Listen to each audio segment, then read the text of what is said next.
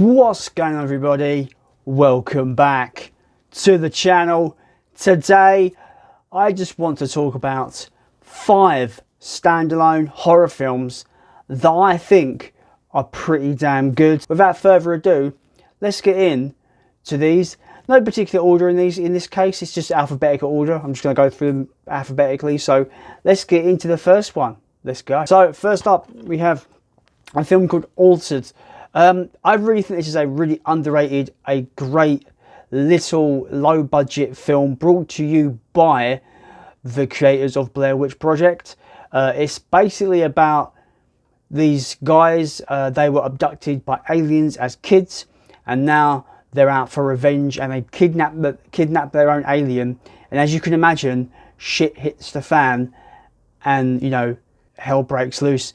It's a very tense, a very character focused horror film. It has its gory moments for sure, but that's not what this film's about. This is very much a character driven film. Has elements of The Evil Dead in there. One location for the most part film. Very good use of, you know, making you guess what this alien looks like. It doesn't really show the alien until, you know, the final moments of the movie. Very, very good film. Lots of tension, lots of character moments, and just really good horror movie. Really recommend Altered. Next up is a great British horror that I've not seen in years, but I remember just it being fucking awesome, which is called Creep. Not to be confused by the 2 Creep films that have come out on Netflix. This is a film, a horror film where it takes place in the London Underground, the train underground, and it's about a girl who's lost, and she unfortunately comes across this deformed man who basically wants to kill everything in this film. And there are some horrific murder, death scenes in this that still make me quiver to this day, just thinking about what he does to these people. But yeah, a really high suspense, just really brutal horror film, slasher film it's pretty much a slasher film in the underground essentially.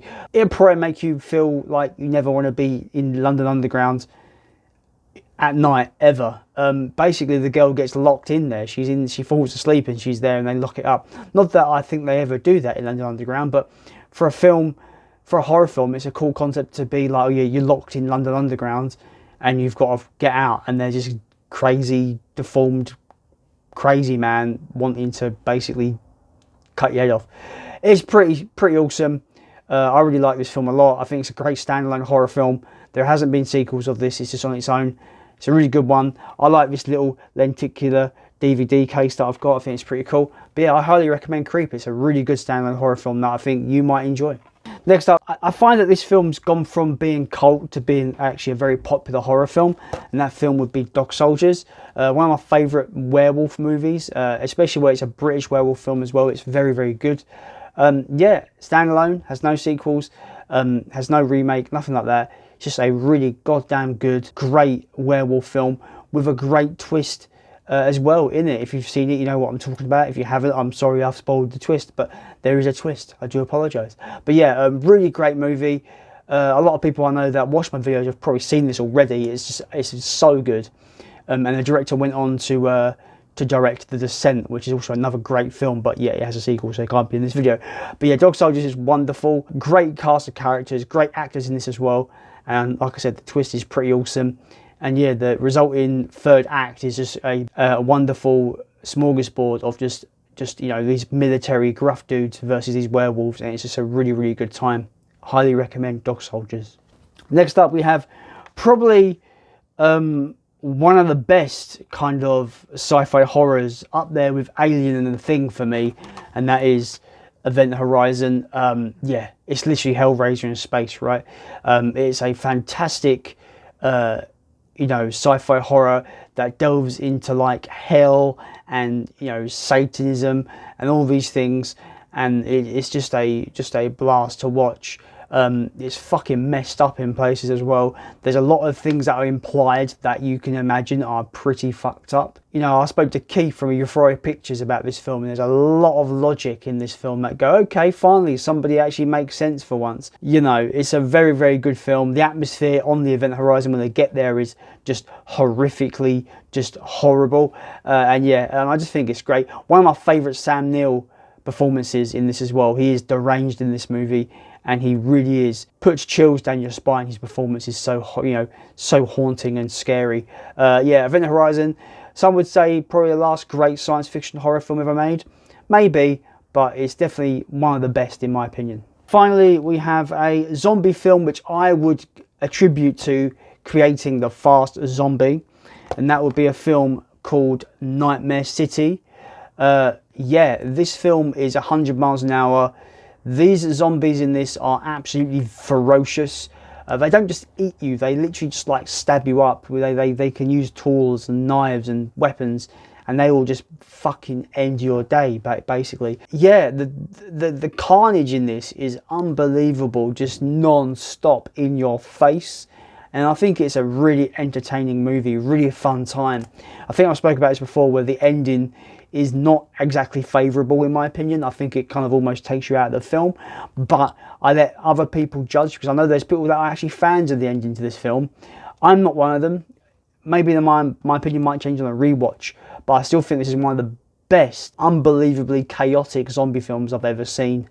And I highly recommend it to everybody. It's a really, really fun time. It's a great standalone movie as well. As far as I'm aware, there's no sequels or remakes. So yeah, to me, this is a standalone zombie film. That is Nightmare City. I highly recommend it. It's a great one to watch on Halloween as well, because it's just chaos from start to finish, and it's a really fun time. I had a good time with it. It is gloriously brutal, and the body count is high enough that, you know, you people that want to see, you know, people getting absolutely just fucked up might enjoy this one. So yeah, Nightmare City is my final pick for, you know, a few handful of standalone horror films I think people could enjoy. Those are my picks. Let me know if you've seen any of these films, guys. I would like to see your opinions in the comments down below. What are your picks for standalone horror films that don't have any remakes or any sequels? Just they stand on their own and they are great. Let me know in the comments down below. And as always, thanks to everyone that has liked, commented, subscribed and shared any of my videos. I really do appreciate it, guys. It means the world to me. As always, we've got more videos coming for horror season this October, so look forward to more videos. So yeah, I look forward to seeing you in the comments below. Let me know your favourite standalone horror movies, and I'll be sure to create discourse in the comments. As always, guys, I have been Jason, and I'm probably going to go and watch some horror films over the weekend. See you later.